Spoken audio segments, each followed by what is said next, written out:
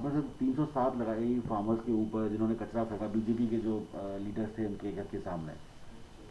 देखिए, ये जिस दिन हुआ, एक एक गार्ड ट्रैक्टर आ रहा था और वो घूम गया टूवर्ड्स जहाँ उनकी बीजेपी लीडर का घर था, और उसके सामने चौकीदार था या कोई और था, वो लिट गया और उसको आगे जाने नहीं देना चाह रहे थे।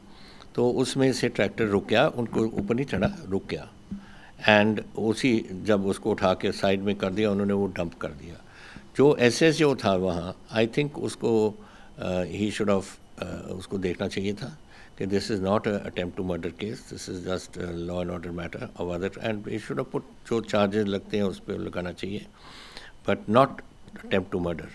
और हमने उसके बाद हमने एक एसआईटी बिठाई, उन्होंने हम जो अब उस अग्री किया कि गलत हो गई बात, और वो 307 तो उन्होंने निकाल दिया, so that is been out.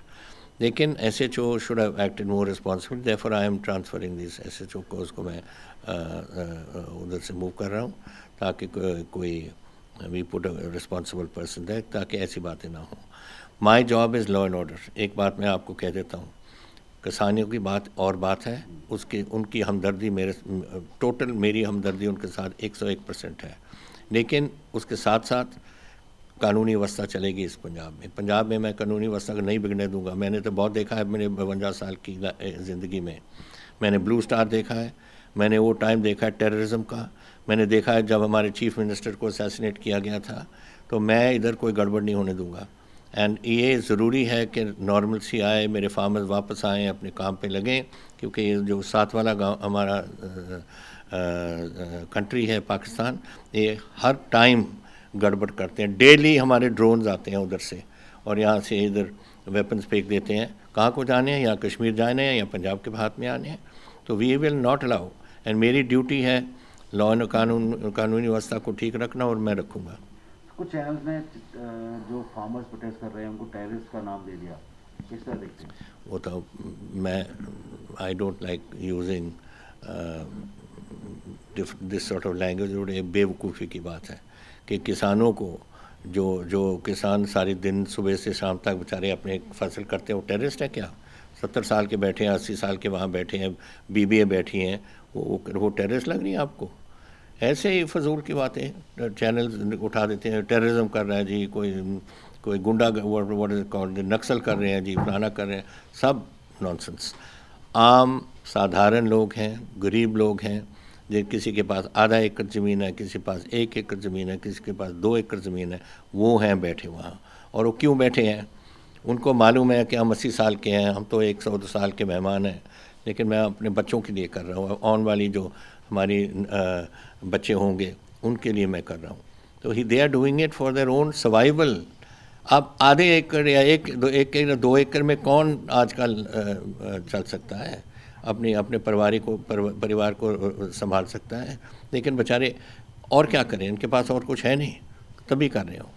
40 दिन से ज़्यादा किसान दिल्ली के बॉर्डर्स पे बैठे हैं। आपको लगता है कि अब ये जो आंदोलन है, मूवमेंट है, कहाँ जा रहा है? मेरा क्या टाइम आ गया कि प्राइम मिनिस्टर सीरियसली इसको देखें और इस बात को ख़त्म करें।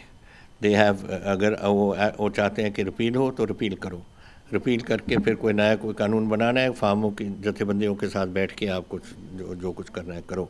लेकिन एक बार रिपील, सब ने कहा, आवाज़ पूरे हिंदुस्तान की उठी हुई है अगेंस्ट रिपील, तो रिपील करो। कल सर एक न्यूज़ रिपोर्ट आई जो फूड एंड सप्लाई मिनिस्टर हैं उनके इस बयान को लेते हुए कि कहा गया कि पंजाब ने पहले ही जो कानून है वो लागू कर दिए हैं। जिसने कहा?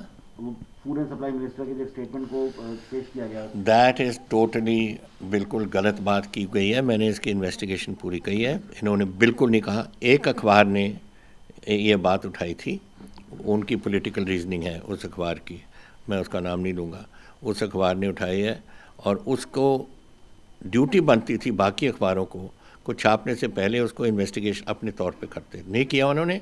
जो उसने कही वो उन्होंने अपने अखबारों में लगा दी। ये गलत बात है। हमारे मिनिस्टर ने बिल्कुल नहीं कही बात। I have investigated from various sources. हमारे मिनिस्टर, हम पंजाब हैं जो पहला एक्ट ले आए थे अपने असेंबली में इनको ये कानूनों को रद्द करने के लिए, और हमने अपने कानून बनाए हैं। मिनिस्टर मेरे मिनिस्टर सारे ही 17 के 17 उधर बैठे थे। How can that minister make such a statement? आप मिसकोट कर देते हो लोगों को और वो दूसरे चेक करने के बजाय उसी को ठोक देते हो। तो आगे आपकी क्या रणनीति रहेगी? अगर केंद्र सरकार अपने रवैये पे अड़ी रहती है तो क्या आप सुप्रीम कोर्ट जाएंगे? हम तो देखिए, we are very clear in this mind, ये बिल्कुल एंटी फार्मर एंटी कानून बना हुआ है और हम जाएंगे। अगर हमारा बिल अभी पास कर दिया असेंबली ने अक्टूबर में, आज कितने 3 महीने हो गए, अभी राजभवन में पड़ा है। क्यों पड़ा है राजभवन में? गवर्नर साहब को इसको राष्ट्रपति जी को भेजना पड़ा था, पर चाहिए था उनको, राष्ट्रपति जी को नहीं भेजा। अगर राष्ट्रपति जी उसमें फैसला कर देते या तो हमारे हक में या हमारे खिलाफ, अगर खिलाफ कर दे, under 254(2) we have the right, the president has the right to decide. और गुजरात का एक केस था जो उन्होंने प्रणब मुखर्जी के टाइम में वहाँ से भेजा था, वो हमारे साथ वो अग्री नहीं कर रहे थे, जो हमारी गवर्नमेंट थी, डॉक्टर मनमोहन सिंह जी की गवर्नमेंट, और राष्ट्रपति अपने प्रणब मुखर्जी ने गुजरात के हक में कर दिया था कि गुजरात बिल इज़ बेटर, तो Gujarat bill I accept, I do not accept the parliamentary bill. ये क्यों नहीं कर सकते? ये अगर हमें आज नहीं ये मानेंगे, अगर राष्ट्रपति जी को ये नहीं भेजेंगे गवर्नर साहब, तो हमारे पास कोई ऑप्शन नहीं। या गवर्नर साहब राष्ट्रपति जी रिजेक्ट कर दें, हम किसी हालत में भी we will go to the supreme court. किसानों को क्या कहेंगे सर? किसानों को तो मैं करूँगा कि मेरी टोटल प्यार और हमदर्दी उनके साथ है, और दिल्ली में तो हम कुछ नहीं कर सकते हैं, we are a government of Punjab, state government है।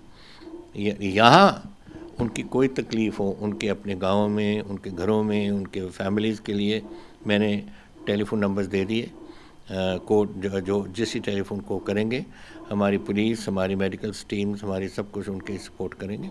We are there fully. मेरी हमदर्दी एंड सपोर्ट एंड मेरे दिल की बात जो बिल्कुल 101% उनके साथ है।